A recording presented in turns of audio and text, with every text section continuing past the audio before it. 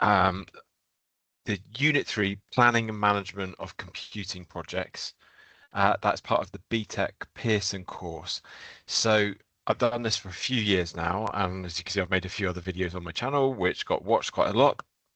So I thought this year I'm going to do it slightly differently, and I'm going to make a new one where I'm actually going to look at in quite a lot of detail about how students got the distinctions they got, because every year we get the papers back, and with their permission, we're able to look at them and see what things the students did right, and what things they might have missed out, and why they got the grade. So we got some really good grades last year at the college that I work at.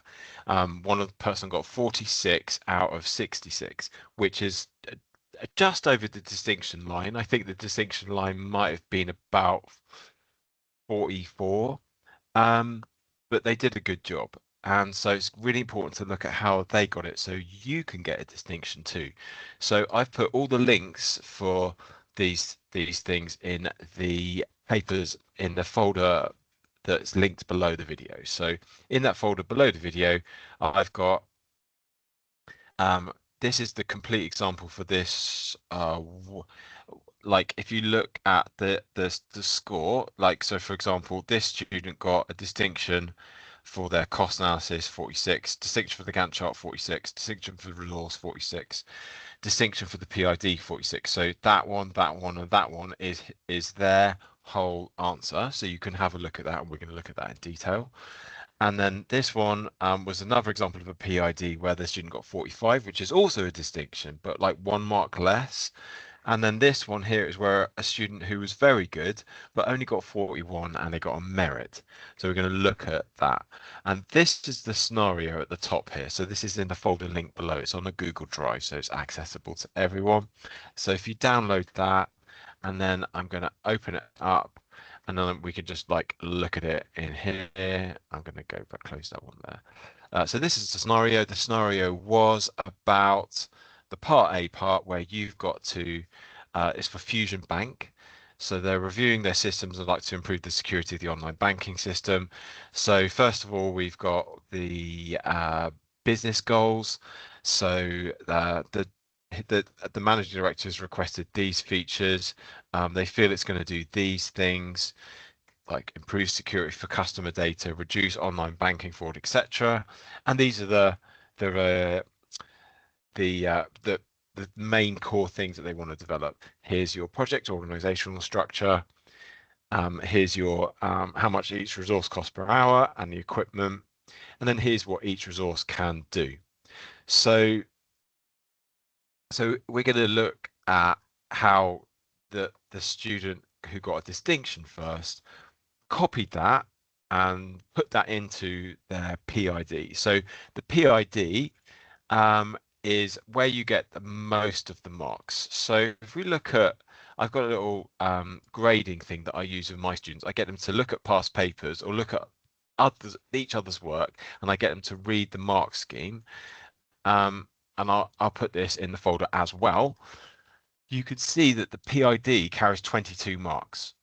The Gantt chart and the costings, so the Gantt chart would be something like, in case you don't remember, the Gantt chart looks like this. It's a structure of how what tasks you got to do, what order you're going to do them, and who's going to do them, and how much it's going to cost. So you usually spend about an hour and a half building this up. So I'll put that on the view up there. And this is for a previous one, Naomi Bank, but you spend an hour and a half building that up, and you get something like this, and then you have to export that Gantt chart view. You get graded on things like did you manage to make it fit within that time frame, right? So that's the amount of time you got to do it. Did you manage to make it fit within that? You also get graded on how well you use the resources, right? So it probably would make more sense if I actually showed you the one from this scenario. So let's see if I've got that one somewhere. if I've got the original project file somewhere for that. I don't, it was the exam, so I probably didn't do the exam, but this is one I did with my class. You also get graded on how well you use the resources. So if you've got more than one junior developer, use them on a task, like use 2 or 3 of them on a task to make the task shorter so you can fit it within the time frame. That's one of the things that you're going to get graded on, how well you create this, but that doesn't get you the majority of the marks. The majority of the marks are on the PID. So let's just go straight to that. This is the distinction example for Fusion Bank. This one over here on the right is the merit example. So so if we go through here, you can see that the student has entered in the same details on the first page. That's really easy to do, but this is where it gets a bit different. On the merit one, you the student who got the distinction went a lot more in detail about their project management and control. So that's interesting. The student who got a merit didn't write too much. So the project management control is where you have the opportunity to tell the examiner why you're doing things in your project plan, why you're doing them, and you're justifying explaining that, right? Because you as a project, you can do whatever you want to within a limit. You can plan your project out however you think is best. Obviously, there's more of a right answer than wrong answer, but there's not 100% right answer. And if you've done a certain thing in a certain way, and you can explain that in your project management and control, then they'll understand why you did that and how you're thinking, because they don't know what you're thinking unless you write that down. So you can see the student here. Let's look at his Gantt chart, and let's look at the distinction Gantt chart as well. They're fairly similar. They both let's see if I can just zoom out on that. I'm not quite sure whether this one actually fitted in the time frame.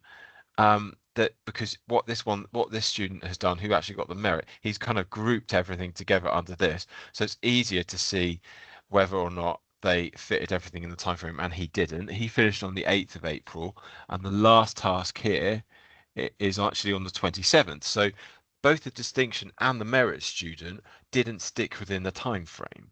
So it seems that that's not 100% required. If you explain it and you justify it, sometimes there are big testing tasks that can take up a lot of time. For example, if you look down here, there's always these major and minor faults.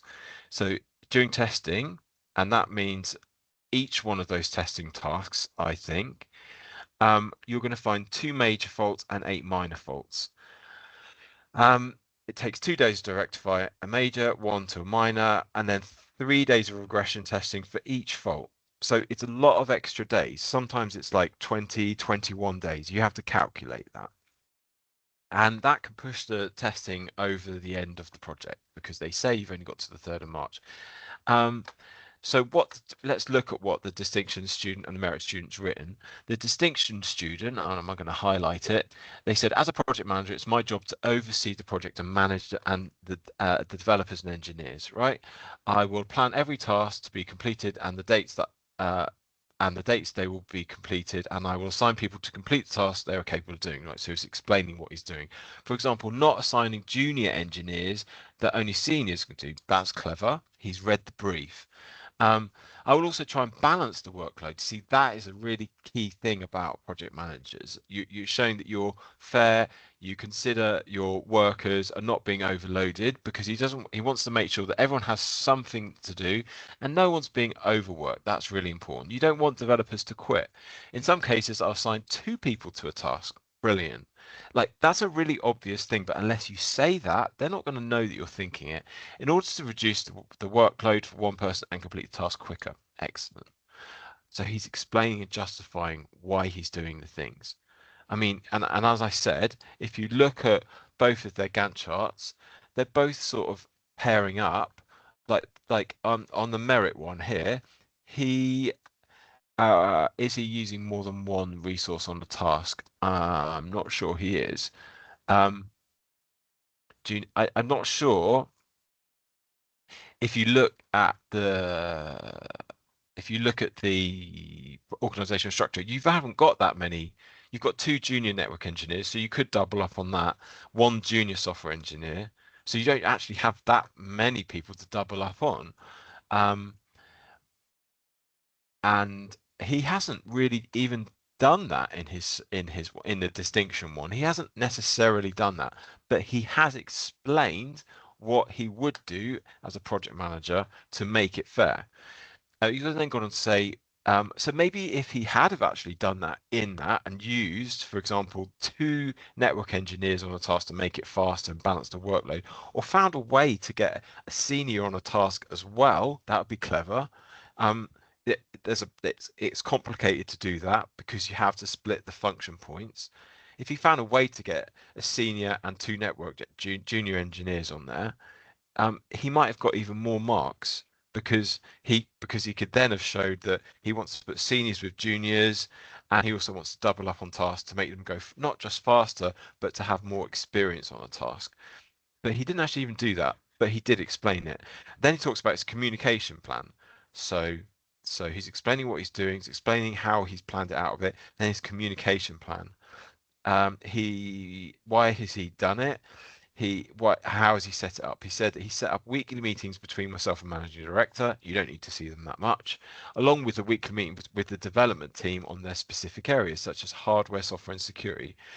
So he's explained why he's done the things in that way. And then he said, I've implemented additional time to fix any faults that will likely be found in the system. This should help prepare for faults when they are inevitable. So he said that he's actually put in some extra testing time, which wasn't his idea in the first place. They've actually told you that you need to do that, but he's explained that he's done that. And that's great. It shows that he's explaining what makes a good project manager, and that must be what they're looking for. So then he said, I will do my best to stay within budget and time complete the project, but if we need to spend more money or delay the project to ensure the best quality possible, then he's going to allow for that. And that's fine if you said that, and he has actually gone over. Whereas the merit person, they've said, because of the POD, I'm able to manage the project well, which affects the product's quality and stays within the constraints. It doesn't really make any sense that. I mean, sure, the PID, he's just explaining what the PID allows him to do, but he hasn't gone through why he's managing the project in that way. That's what this section's for. It's really important. A lot of the other sections here, project aims, for example, you know what? Like all they've gone and done is copied they've gone and done is copied that from the first page on the scenario. So there's those managing director has requested a system that will the managing director. So he's gone and copied that onto there. He didn't write anything out. He just copied it onto there. So he knows what to copy onto there. Background to proposed work. This is another interesting area which he's done a lot more detail in. So he's copied that again for background to proposed work, which he's also put in project aims.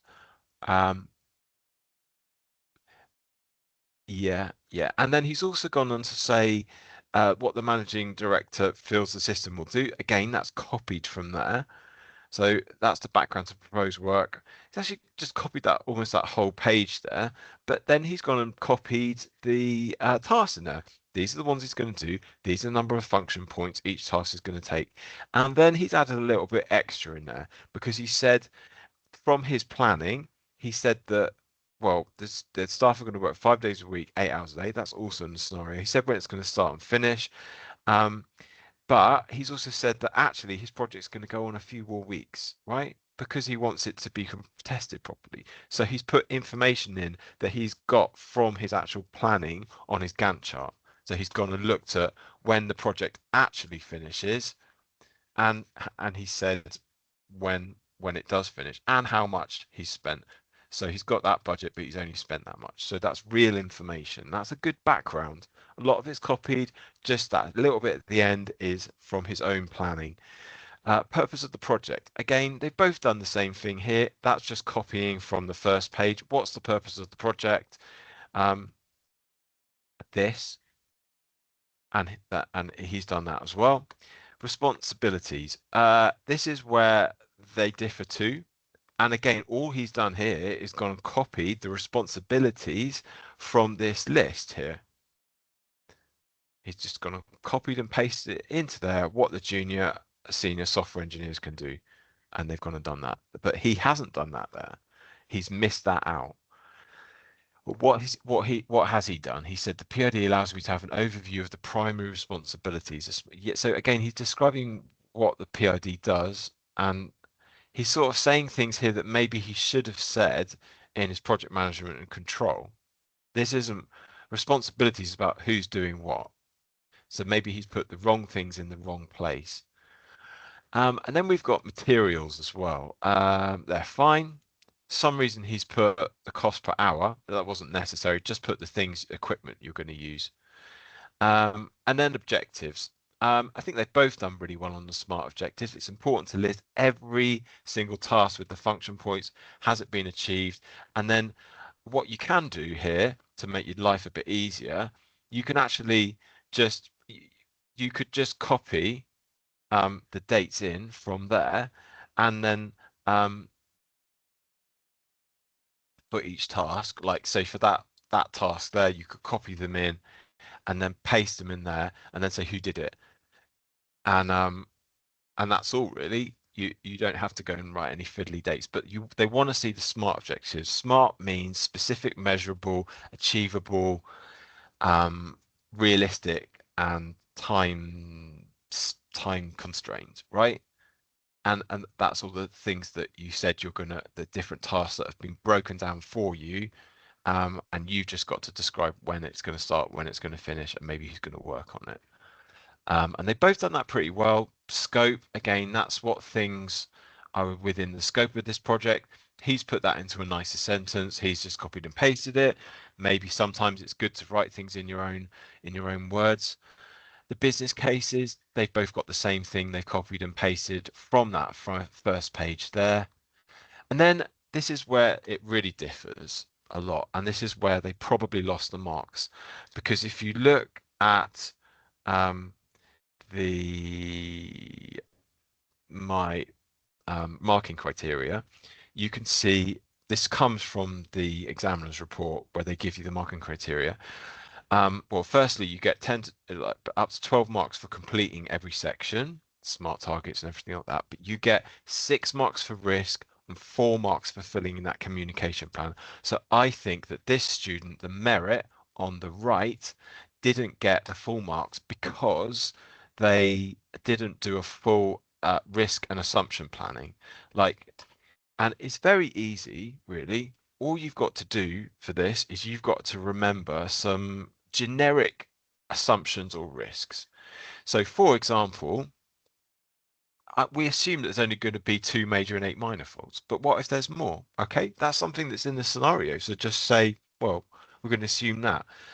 Also, the business aims, like at the beginning of this project, they hope that, as I said, they hope that it's going to improve security, reduce online fraud, improve speed of investigations, improve customer experience, right?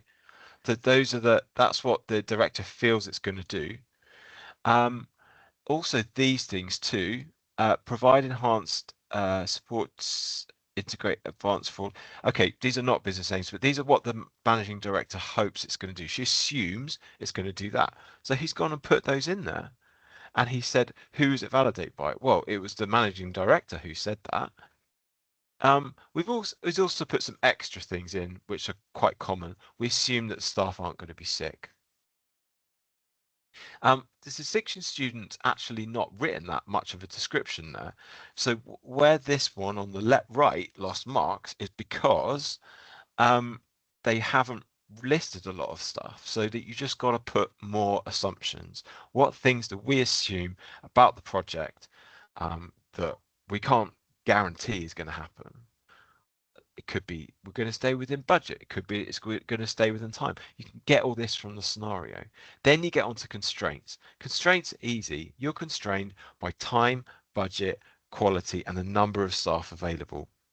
remember those and put those in there. Why? Look, the distinction student got the full mark, got a very high mark because he just put those things in there.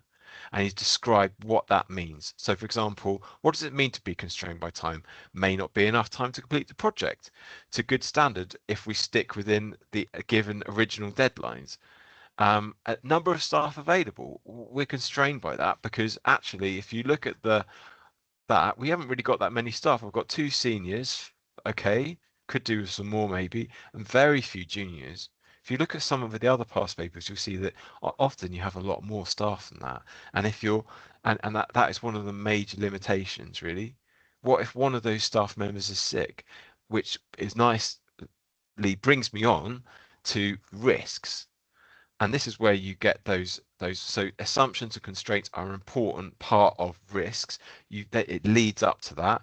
So all the risks are things that you think could happen. For example, what if the project doesn't do any of the things that she hoped, right? That's a risk. What's the likelihood of that happening? Well, you need to give it a risk score. And you give it a risk score. What's the probability of it happening? That's 1 to 3. What's the impact of it happening? That's 1 to 3. And the severity is the probability times the impact, right? And that will give you a score of up to 9. And the risks are, as I said, what are the risks of those goals not being met? What are the risks that someone's sick?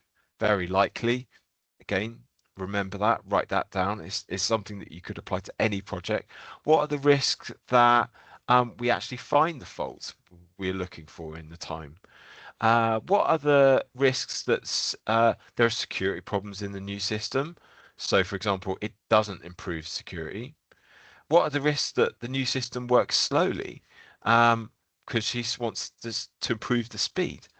What are the risks that we don't get everything delivered on time? Often, when you look at Part B, if you have experience of this, they always come up with things that have gone wrong, and one of them is when items are not delivered.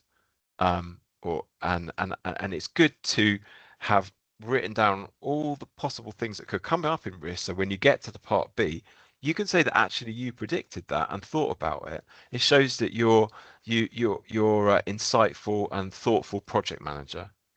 And you can see that the student who got the merit on the right, so he's written 1, 2, 3, 4, 5, 6. He's written 1, 2, 3. He only wrote 2 constraints and 2 assumptions. Yeah. So what did he write on here? Staff unable to complete their tasks. Well, sure, but what does that mean? Maybe staff being sick. Maybe the staff are not the higher, are not very good. How does he describe it? If there are any engineers available, I would use them as a replacement. So he's saying the risk of not having enough staff to complete something, that could be a risk, yeah. And we haven't got a lot of staff. But suppliers not delivering on time, which is one of the things he said, and multiple fags are found in testing, right? So again, he said more faults are found, but he's just gone on to explain what happens if, some of the goals that the managing director said are not met. Perhaps he could have said something about not having enough staff in there. So even though the distinction student got 46, if he added even more, he could have got higher. So the more risks you put, the more constraints you put and assumptions will get you a higher mark on this section, risk planning, right? And you have to apply the risk matrix properly. So as I said, it's out of 3. Probability out of 3, 1 to 3, impact out of 3, severity is then this one times that one. Next, moving on, deliverables. They're just a list of those things at the beginning, these ones. And all he's done is copied and pasted each one of those. And then he said,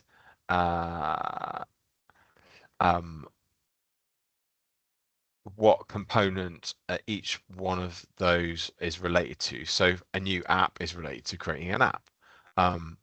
Encryption technologies might be to relate to software licenses, but then he's described it. He's described who's going to implement those actual deliverable things. A lot of these bits are very similar, but that's the thing you've got to write. And he's not written everything that was in that list. He's only written 1, 2, 3, 4, whereas there's 1, 2, 3, 4, 5, 6, 7 things, and he's just not completed it fully. So he would have lost marks on completing it fully and probably on the depth he's gone into on this as well. Stakeholders, similar things. This student who got a distinction didn't actually even write that much. But he's written a lot more. But all you've really got to say is who are the stakeholders, the managing directors, the engineers, the client, and the director. So really, you don't have to write that much here. They've both done an organizational chart, and they've both done pretty good communication plan, and that's one of those key marks as well. That's why the merit student did get a merit, because he did write a good answer. There's 4 marks for that, but in the communication plan, you've got to consider the relevant communication methods and appropriate frequency of communication, right? So he's written in Miss Jackson, network engineers, software engineers, cybersecurity engineers. So he's written in the different groups, and he's written in senior, the director, 2 seniors. So he's written one more in here, like that as a project manager, the distinction level student will want to communicate with the team, possibly on a daily basis during stand-up meetings, to discuss problems and unblock them. But they also want to meet with the director, not so frequently, and the senior and software engineers probably privately as well. So just explain that. So hopefully now you can see what the difference is between a merit PID and a distinction PID. When you actually look at their Gantt charts, as I said, there's not a lot in it. They've both kind of gone over the time, but the distinction level student has explained why he might have done that, whereas he hasn't really explained that. Also looking at the cost plan, the resource overview first, they're both fairly similar. So there's not really much in it. This one's made juniors do more work, and this one has not maybe used them as much as he could. So that might have been an issue as well. And then when it comes to the cost overview, I think all you really need is this list of broken down tasks with how much each task is going to cost, which they've both got, and that's great. He's got this big pie chart of how much things cost. Don't know how necessary that is. It's very easy at a glance to see how much money he's spent in total, which is about 300,000, which is a little bit harder to see that here, but I can see a breakdown of where all the costs are.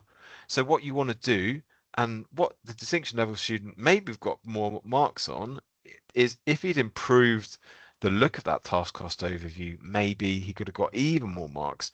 And this is fine. It shows a breakdown. Maybe this is a bit unnecessary. That's great.